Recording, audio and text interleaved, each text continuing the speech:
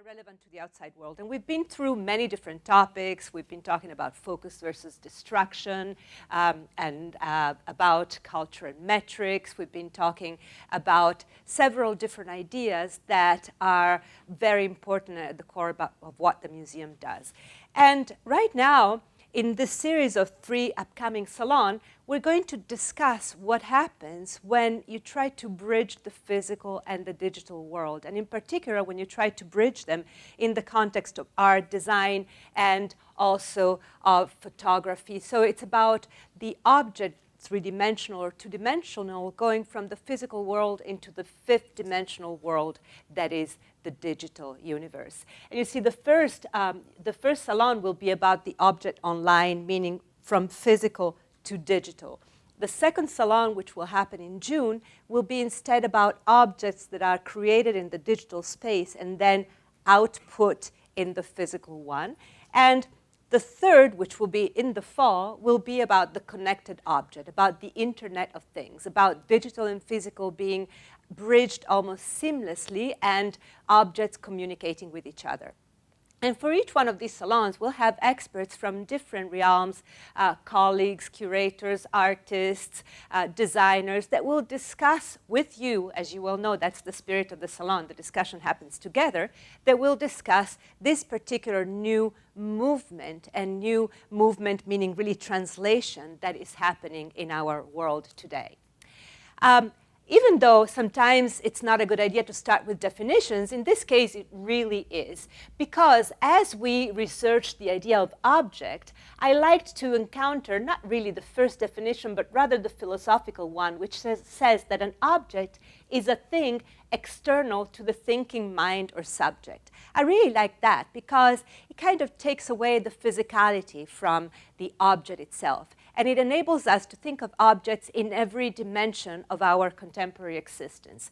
And also, I like to look at the usage of the word object in time. You see that there's been a little bit of a dip in the 1970s, but lately we've been talking of objects again. And it's something that many people have been discussing. As we move into the digital realm, we become more conscious, more aware, and also more demanding of objects themselves.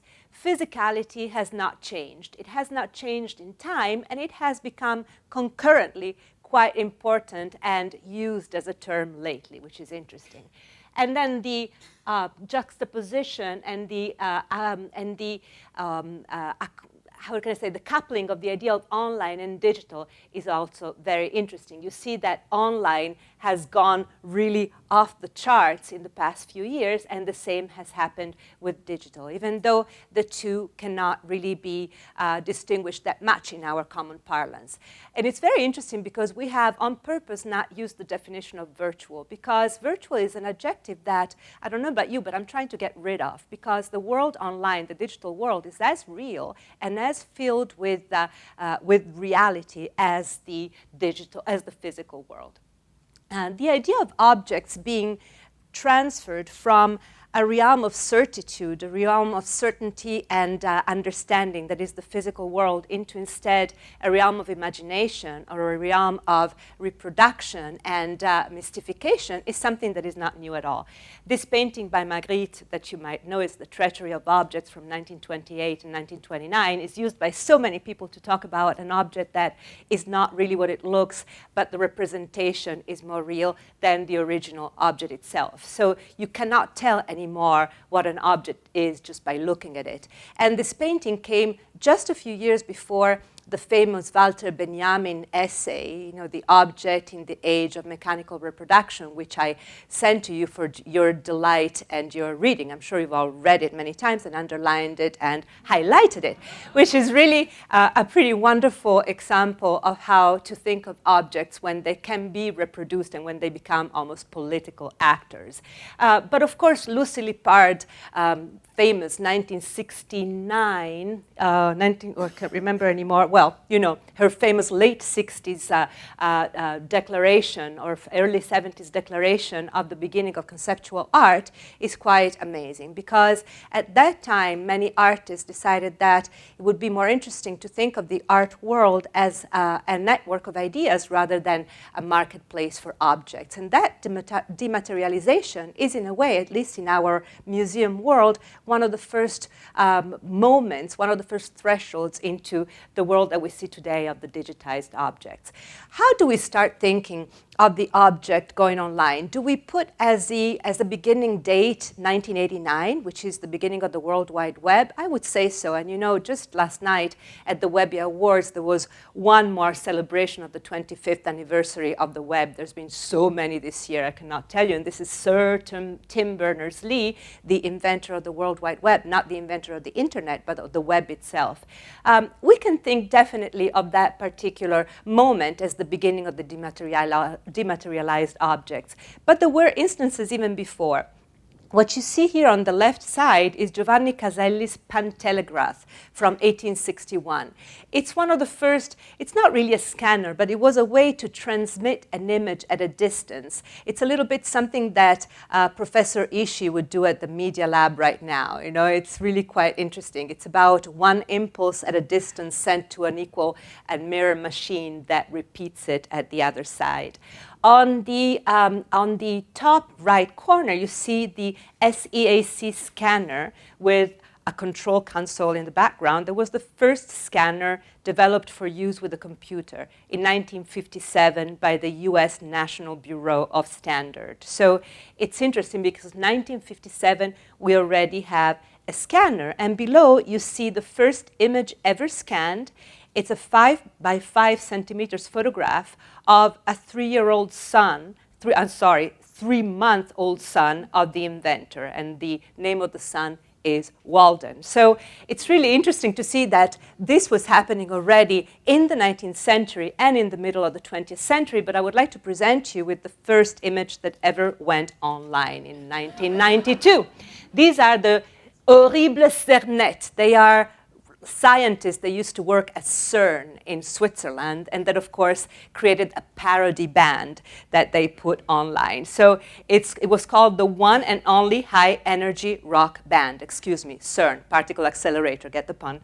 So it was really like, this is the first image that ever went online. And in this beautiful diagram, there was actually, I think that this was Aline Rezendi and Michelle Fisher put together this beautiful presentation, and I really like this, this lifetime of the internet. So 1958 is when the Advanced Research Projects Agency, ARPA, starts thinking of packet transmission and starts putting together what became the internet. We can devote a few salons to that only. But you keep going, you keep going. It's in 1993 and 1994 that we see the first instances of the object online. 1993 is the first internet browser and the first search engine. 1994, the first online shops. Very momentous time then. And today, well, we do so much online. This is a friendly doctor, and as you know, we all have very friendly doctors online that we interact with. And also, we have moments of deep inspiration and meditation. This is an online candle that actually requires that you really stay with it and meditate. You can even offer a candle to a friend. It's a little bit like the video, the VHS of the fireplace, that so many used to have the burning logs. We are also starting to send scent online, by having a receiver at the end that scans and recomposes scents. This is actually happening. And actually, I've been contacted just 2 days ago by a scientist that is looking for a place to have one of these stations that can be set up in June. So it's going to be interesting. I don't know if it's going to be us, but it's really something that is coming up. So you can send it digitally. But I have to say that some of the biggest experts of the object online, of this transference, of this translation, are retailers. And we've seen so much retail experimentation in this particular realm. And that's why tonight we have an expert. You know, Etsy, you might all be familiar with. It's a marketplace for small designers, manufacturers, and craftsmen that enables us all to really be the long tail that we were dreaming of being about 10 years ago.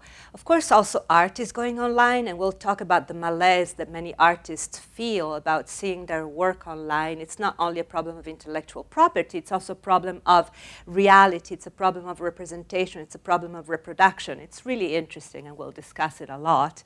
And also, we'll talk a lot about fashion online. You know, many of us have a problem with fashion online because we cannot try it, we cannot see what things look like. And those of us who have doormen order and then send back. Those of us who don't have doormen instead suffer or get things sent at the museum until there's a newsletter of the museum that carries the words of the mailroom officers who say, oh, if there's one thing that we cannot stand, though, are Zappos boxes. And so feeling guilty, the curator stops ordering from Zappos altogether. So anyway, with this problem, there are some people that have been thinking about it. There's this Estonian group of robotics mixed with software that have created this mannequin that are completely customizable. Like if you have one breast that is bigger than the other, one protrudes and the other stays in, you know, and all of your shapes are reproduced very, very fittingly. And there's already some retailers, you know, that some big retailers, for instance, wait, let me tell you, I think the one was Hugo Boss, that are actually using this mannequin. So you can go online and you have the mannequin that remembers all of your shape, and then you can put whatever garment you want to buy on the mannequin to see if it fits. So it's very interesting because we're trying desperately to replicate in the digital world the physical one. Of course, there are people that live all together in the virtual world, and there's been many discussions about online lovers that are completely fictional. Of course, the movie Her was such a moving representation of this particular moment in history. But what online makes possible is for us to reach also collection of objects and to reach artifacts that we would not be able to reach otherwise, either because they're too far. You're seeing there the homepage of the Museum of Old and New Art that is in Tasmania, so possibly as far as we can be from here. Or because there's no physical place for these objects to all come together. You see at the top left the Museum of Uncut Funk, which is one, you should go really see the website, it's fantastic. But so it's a curated museum of objects that you might find dispersed in the world but do not exist altogether except in that place. And at the bottom left, you see this really great collection. This is Carlotta Werner, who came to see us a few weeks ago and will be included in our Design and Violence site. She talks about the appropriation of everyday objects for protest or in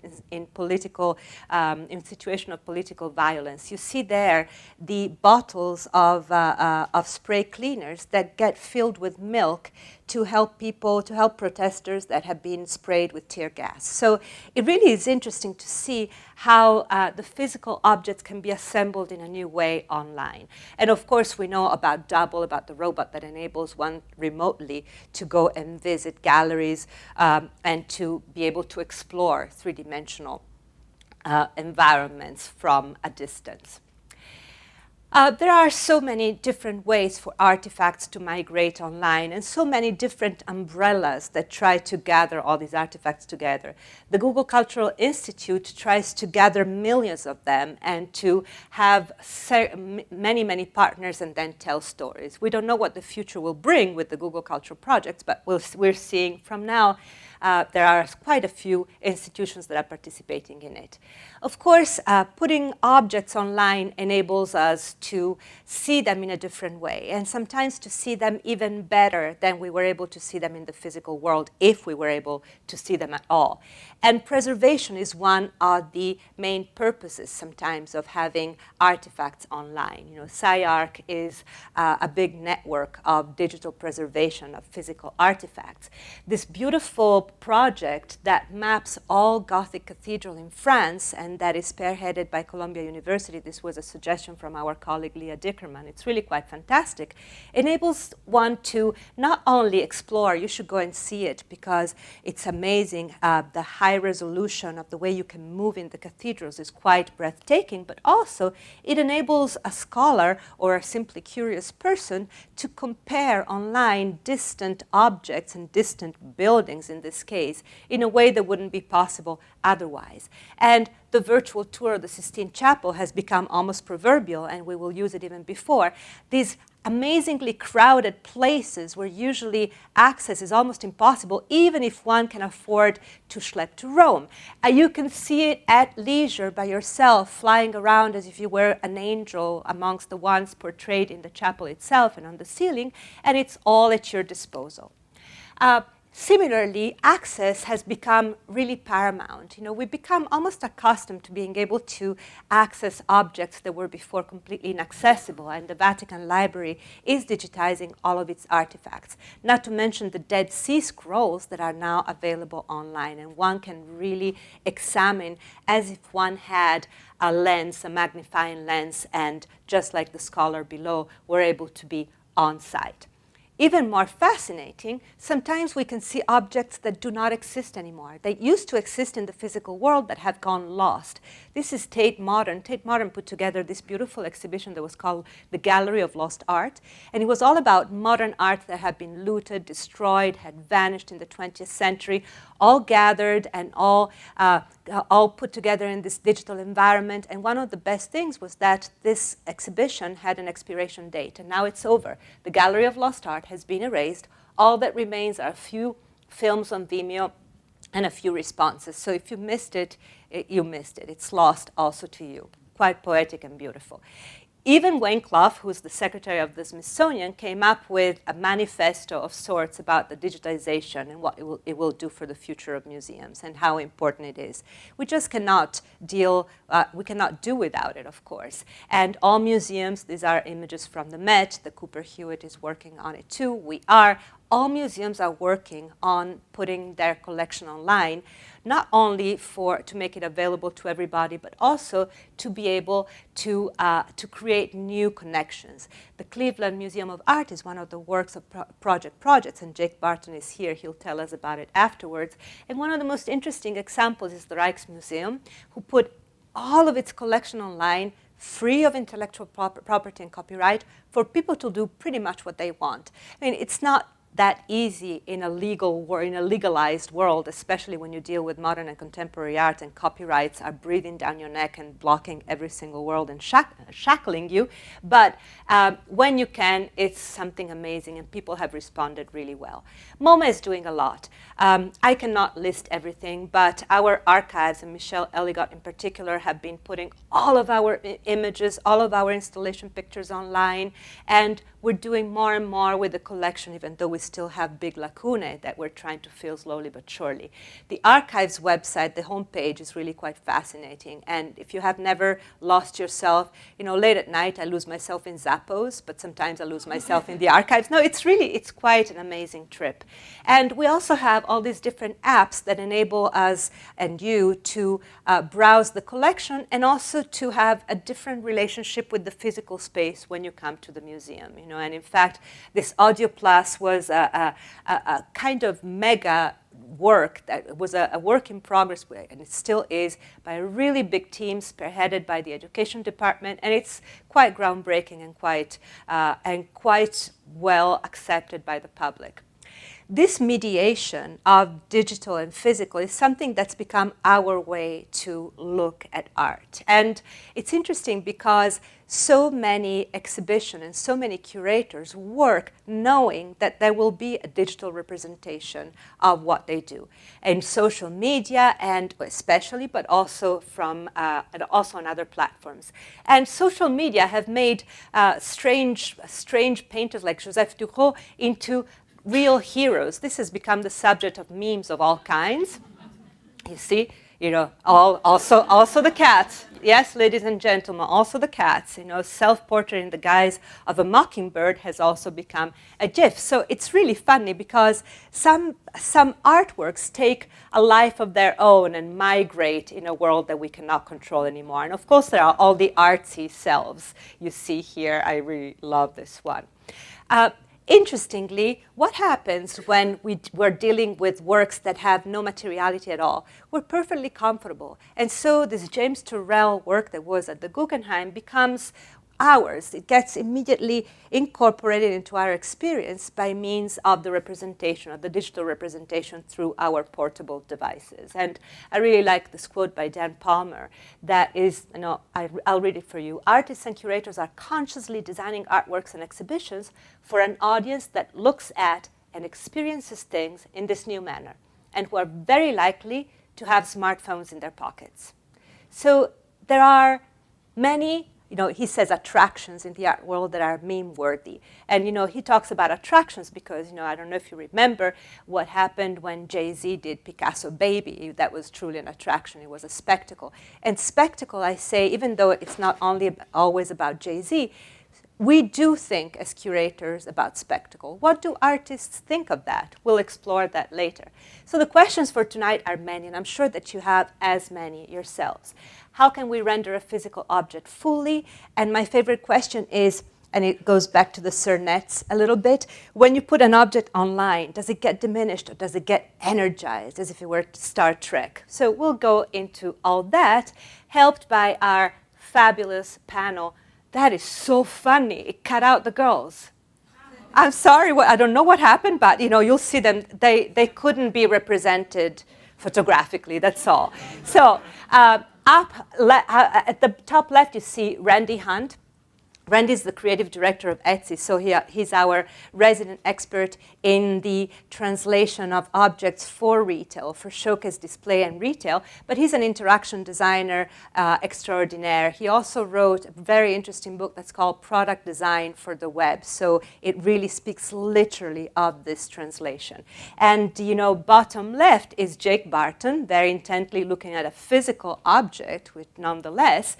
And Jake Barton is the founder of Projects, which is the amazing interaction design company that is at the basis of some great works and great experiences like the Cleveland Museum of Art, but also the recent memorial. I never know how to, the memorial for 9/11 that just opened last week. So whenever museums need an expert that is able to bring objects from the physical world online without missing a beat and without missing an inch of emotion, they go to Jake. And now the two beautiful ghosts, the beautiful lady ghosts. One is my colleague Laura Hoptman from the Department of Paintings and Sculpture here at MoMA, who's a wonderful curator. We've had a long story together. We've been working together for decades, centuries maybe.